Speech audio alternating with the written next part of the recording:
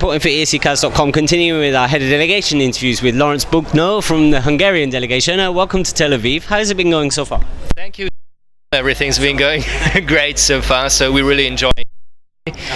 So yeah, so far so good. Okay, cool. And so obviously you had ADAL again this year. It's a very successful program. Congratulations on that.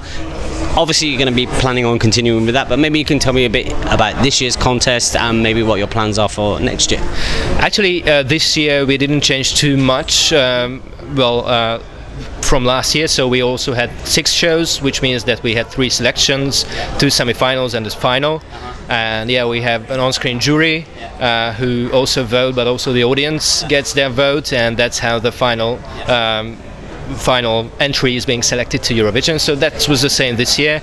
It was also very successful, so we really liked the show. There were some changes in the jury, but yeah, apart from that, pretty much the same format. Okay, and you're going to keep the same format for next year, I guess, or maybe change some things?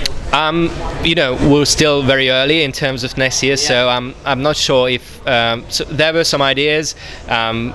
Probably I also told you this year that we were considering moving the show out from the studio into a venue or to a bigger place. But maybe selling tickets for the show, or yes, also, but you know, to give the vibe for the performers to perform in the big audience, because now we only have like 350 seats in the studio, which is not bad, but it would be better to have a bigger. I think it gives a good atmosphere for the performers as well, and it's good preparation for when they actually come here as well, because it's a big auditorium. And yeah, it's good for them. Yeah, absolutely. Another thing that has really exploded the last few years is the promotional parties. I think there's like 5 stops on that now. Do you find that useful? Do you think it helps? Tell me your opinion as a delegation person. Well, I think it's really useful. It can be really useful for the artist. Especially if they don't know anything about Eurovision, which is sometimes the case, that they need to meet the fans in person to see how crazy they are in the positive sense, I think. So that's what the parties are good for. As for, to be honest, for promotion, I don't think that they bring too much to the table, but that's no problem. I mean, as far as the whole vibe goes, and just to get in the feeling of this Eurovision thing, I think they work pretty well. This year we've been to Amsterdam only with Yotti.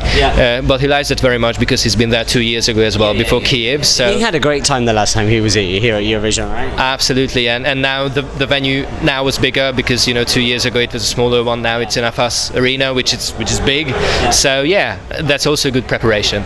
And so, talking about preparation and stage presentation, did you have everything you needed when you got here? Was everything okay as a delegation? Did you plan on have to change things? Talk me through that. Actually, yeah, we had, so I don't want to go into too many details because it might be a bit too boring what happened before, but we had some different staging ideas which for several reasons couldn't be done. Okay.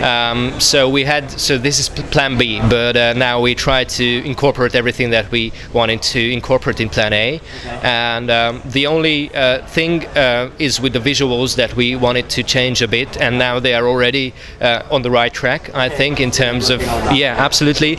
They are still working, so we're going to have the final version on the first rehearsal on the day of the jury show. But I'm pretty confident. Well, after today's viewing room session, I was pretty confident that you're happy with everything. Yeah. Oh, that's cool. That's good.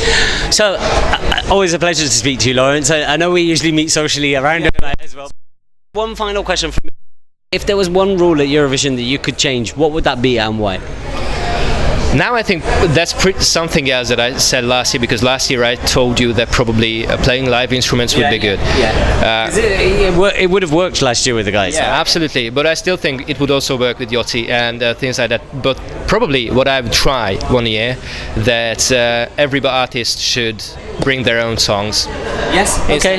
Yeah, like so you sing a singer-songwriter competition instead of just a songwriter competition. Because that's what we've did in the past few years. Because Yotti is also the composer and the lyric writer, and also last year the band. So yeah, probably that. So a new rule to actually, like, unless you're going to sing the song, you can't take part as a songwriter. Yeah, that's quite interesting. Thanks for that answer.